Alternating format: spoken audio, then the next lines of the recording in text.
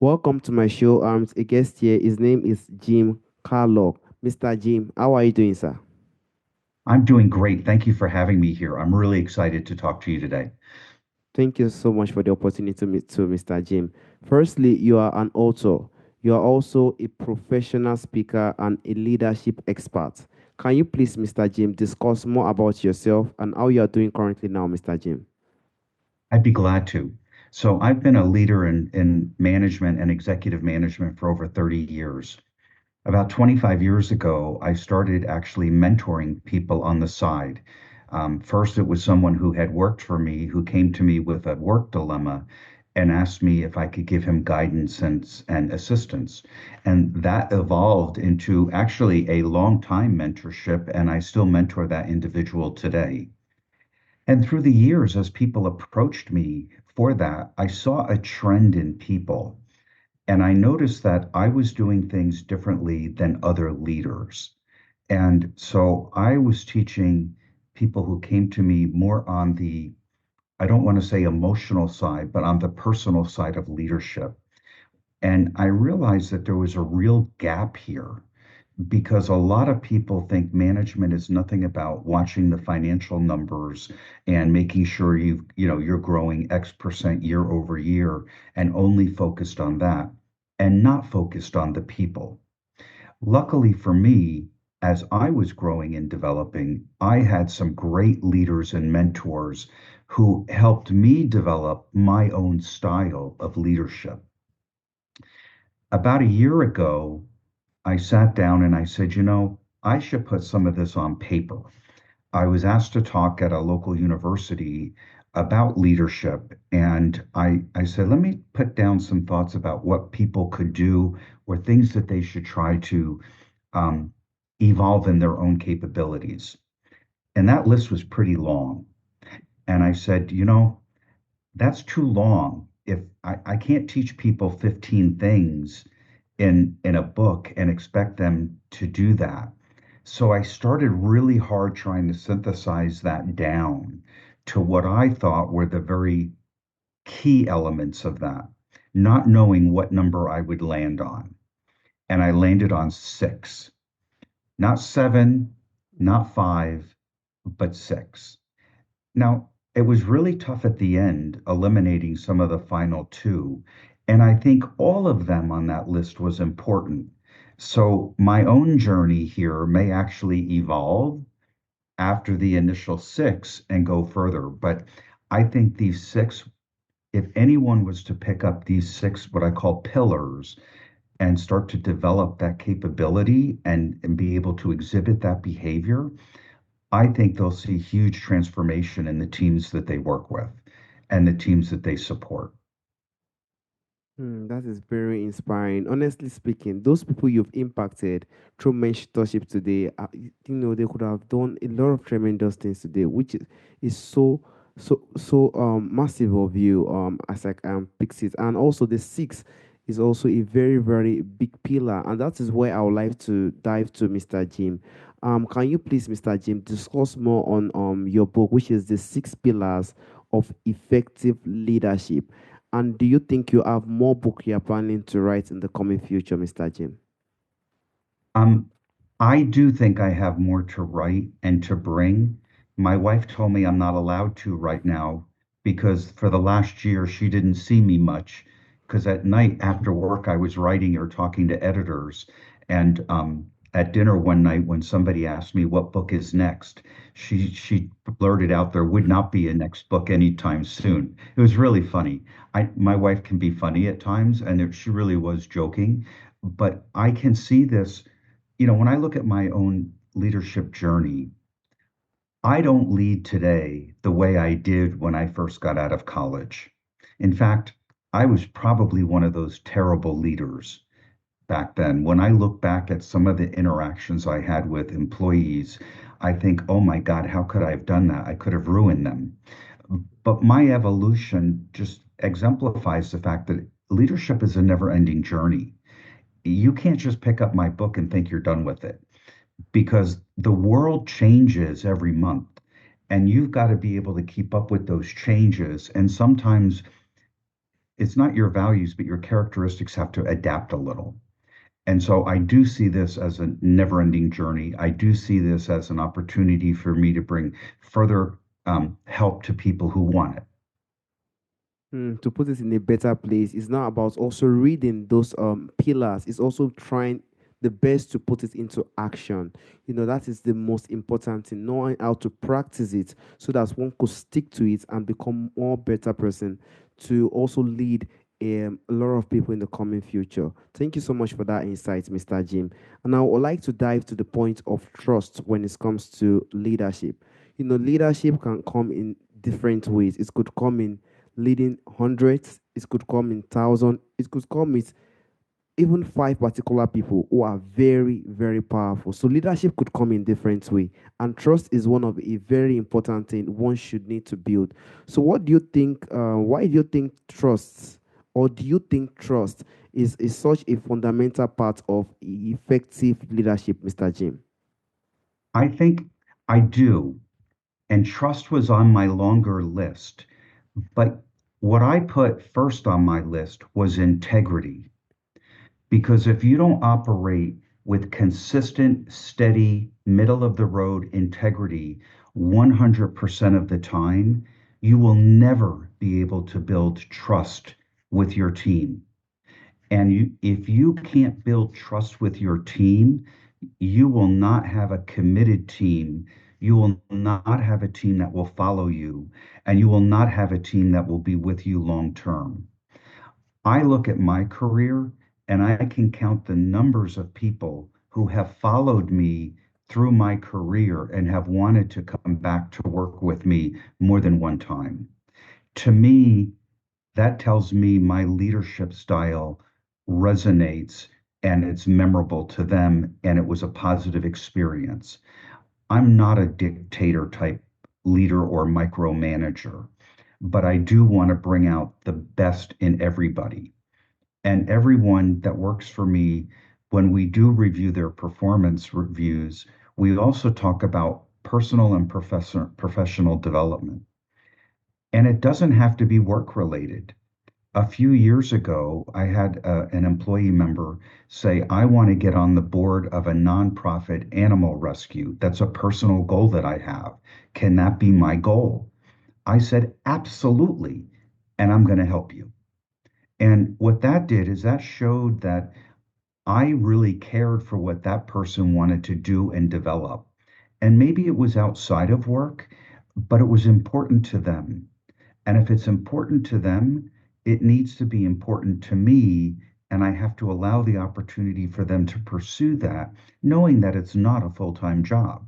They're not going out and going to go do this and replace it or quit the work that they do currently. So that's just one example of being able to apply more of the human side to this. It's not always about the revenue. Thank you so much for that insight. Even as you said in the first place in your book, integrity is also very important. Everything is not about the number, it's also how one can draw them together and also build some kind of trust. And I would like to also dive to the point of when someone know these features of leadership, someone is trying to, build it. I've tried to, try my best to put it into practice. Do you feel like it could also be strengthened over time the more someone is to also dive into it? Do you feel like it can be strengthened over time? And what role do you think transparency also play in growing trust? And how do you think is also much important in leadership, Mr. Jim? I think that's a very good question. And thank you for asking that. It also makes me think a little because when I think of it, you made a valid point. Just because you decide you want to add integrity or get better at it today, it is too going to evolve year over year. The same thing with empathy and compassion. I don't think I was a very compassionate manager in my first manager role.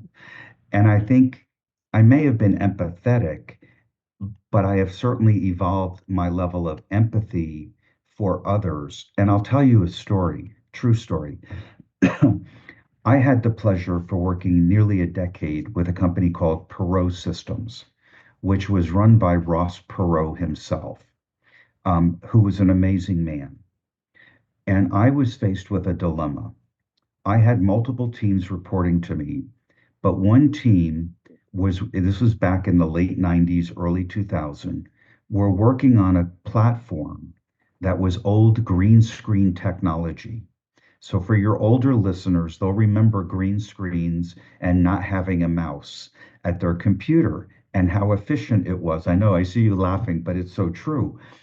And I had to tell them that we were sunsetting that product. And I sat at home at night worried about how do I present this to them? How do I get them to be committed to not run out the door? So I made a list of the things that if I knew my job was going away, I would want from my manager. So when I presented this to them, I made them three promises.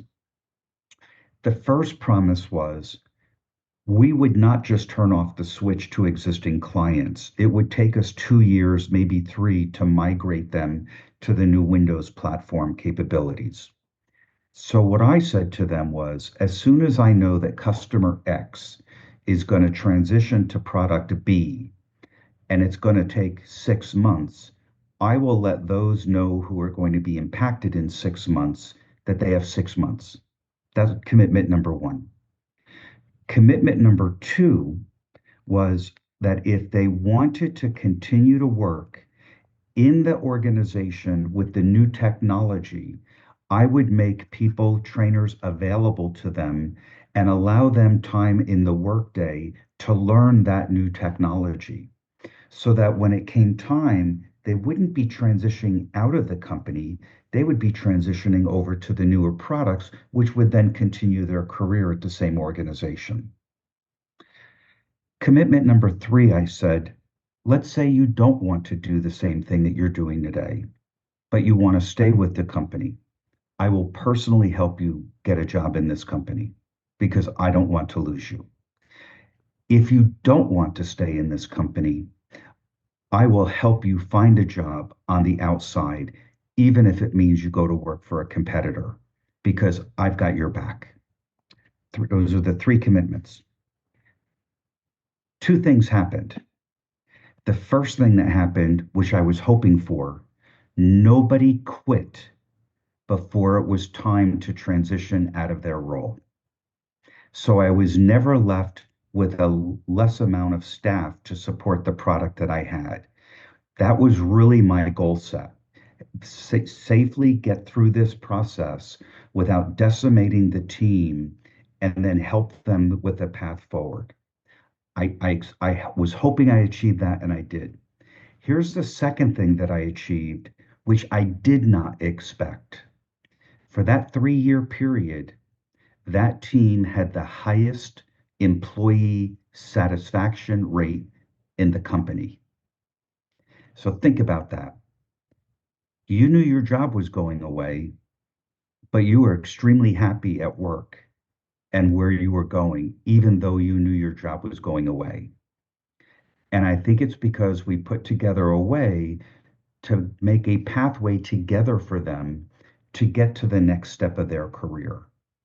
I never expected that employee satisfaction scores to be that high, but when they came out, I looked at that and they were even higher than my other departments that I ran.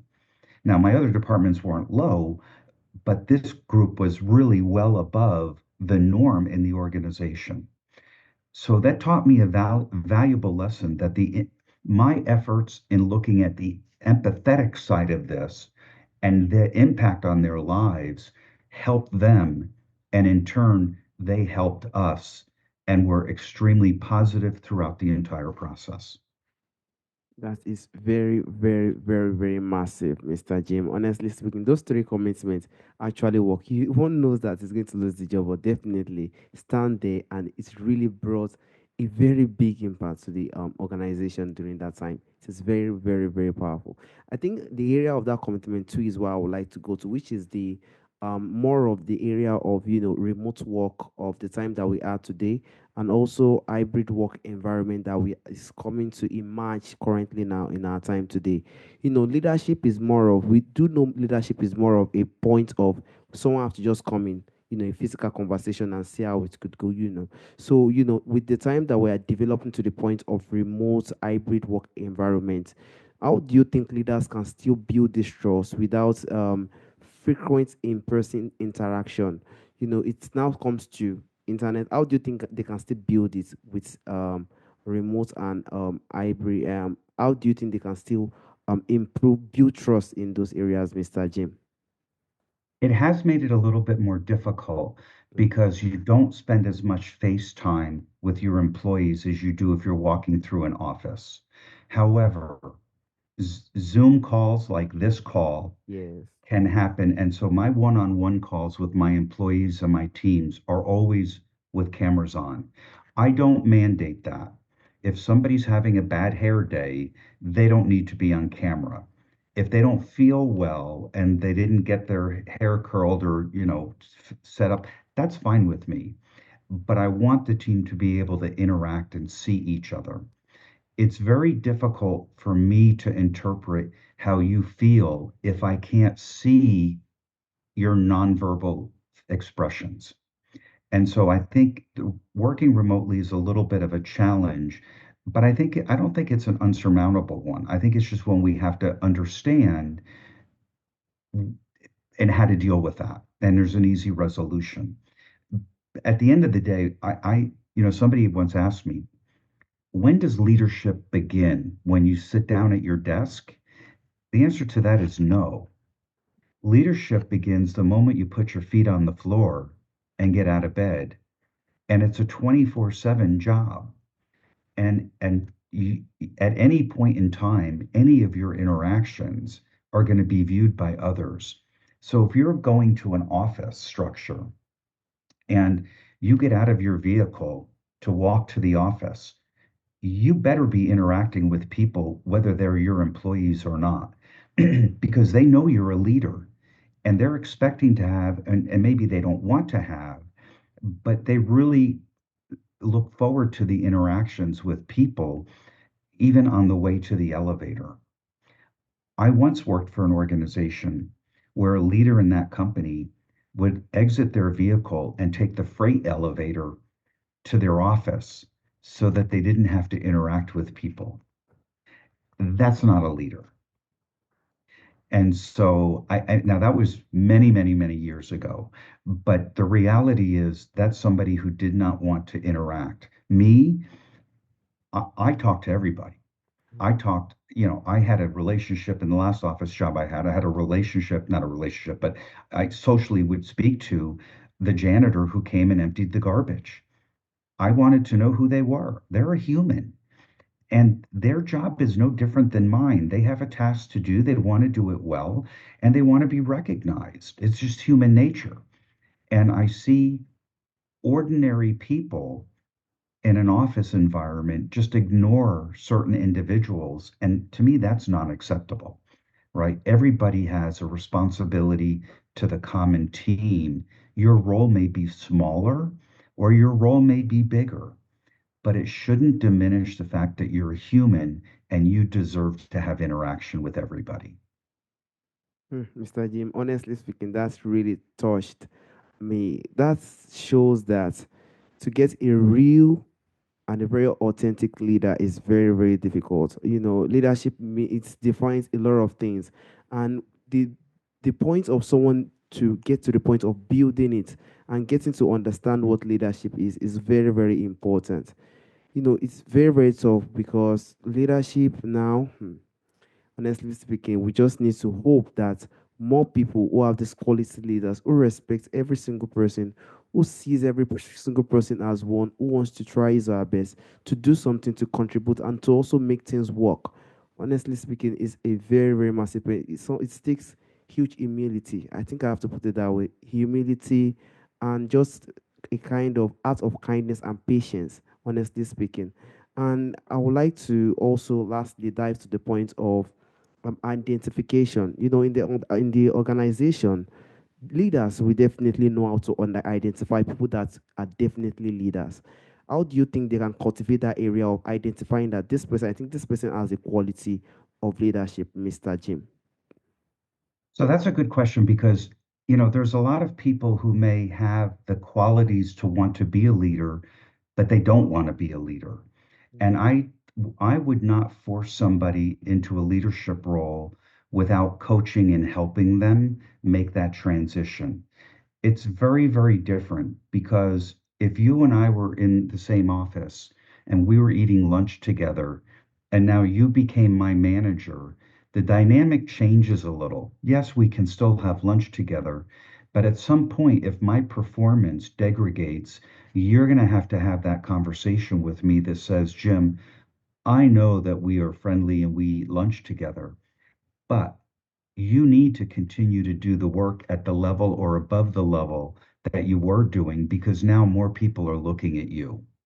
And so, from that perspective, I think new leaders can benefit from the six pillars because they're going to be exposed to things in the six pillars they didn't have to deal with before they got into a leadership role. And even for proven leaders, sometimes you need a little bit of a refresher. And some of these pillars they don't teach in business school. They don't teach empathy. They don't teach compassion. And I think it's important to understand the human side of what you're dealing with. Worldwide, we have a mental health crisis.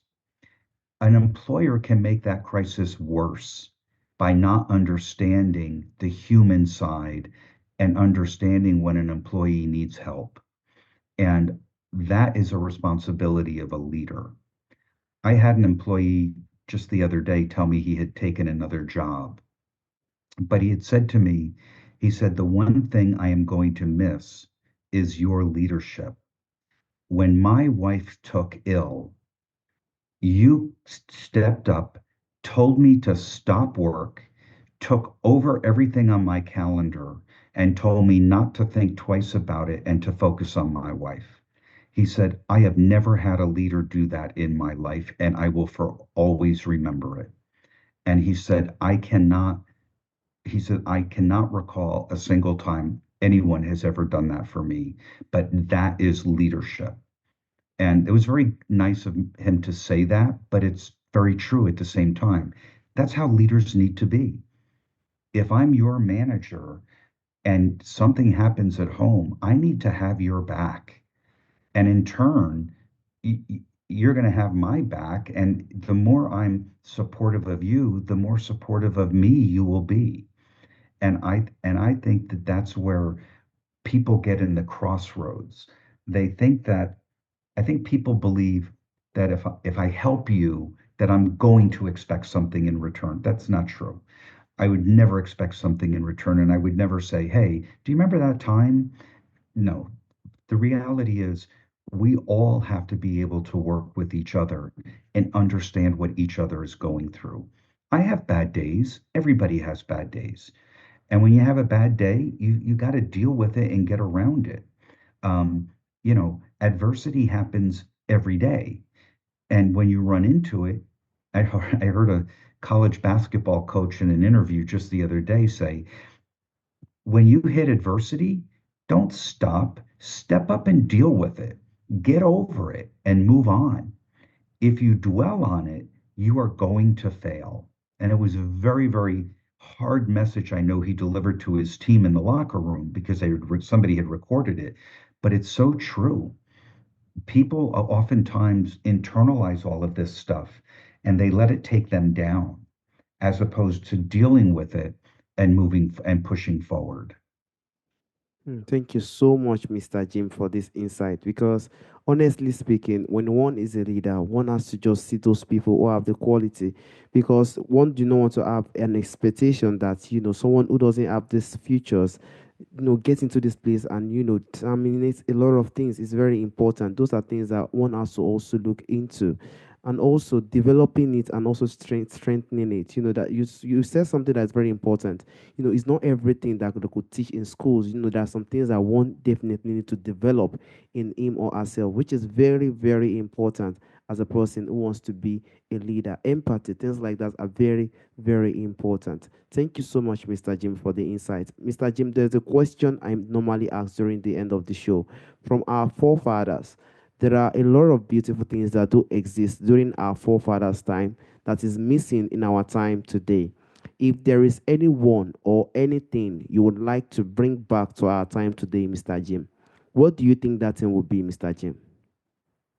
When I think of my family and what they have brought to me, I've always said that leaders aren't born as leaders, they're developed. And I'm a perfect example of that. My dad, who's no longer with us, was a carpenter.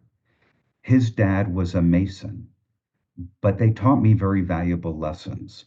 My mom, she worked in a department store, but was focused on raising our kids, or her kids, my siblings. Um, Family is first. Number one, family is first. At the end of the day, no matter what happens at work, your family is going to be there for you. And if you don't have a family that's there for you, find friends to be there to support you. We all need that. I'm a strong believer in mentorship. If you're in the business world and don't have a mentor, you're doing yourself a disservice. Your mentor is not your manager. The mentor you pick needs to be someone who you look up to, who can provide you insight and counsel during times of conflict or stress, or when you're not sure if what you're being asked to do is realistic, and it will help you develop and grow. Your leader that you report to has a responsibility to do that as well, but not everybody's a great leader. So having that network of people to help with that, I think is critically important. And I think I learned that as a child growing up. And the fact that, we had things in our lives that occurred that caused us to come together more. And even within the community that I was raised in a small town in New Jersey of 13,000 people. But here's something interesting. If you go into a high school today in the United States, the lockers are in the hallway for the kids, and all of the lockers have locks on them. Do you know the high school that I went to this day, has no locks on the lockers? What does that tell you about that community? That level of trust that your neighbor is not going to steal from you. Now, there are people that, like me, that will do a practical joke and put something in your locker that falls on your head when you open the door, but nothing is stolen. And I think I don't know of many communities that can say that, the teachers from the earliest of ages through high school care so much about that trust they build with each other. Mm. It to this day is a very, very special town that does amazing things considering its size. And I think the town and the teachers I had were also, in addition to my forefathers, extremely responsible for how I turned out today.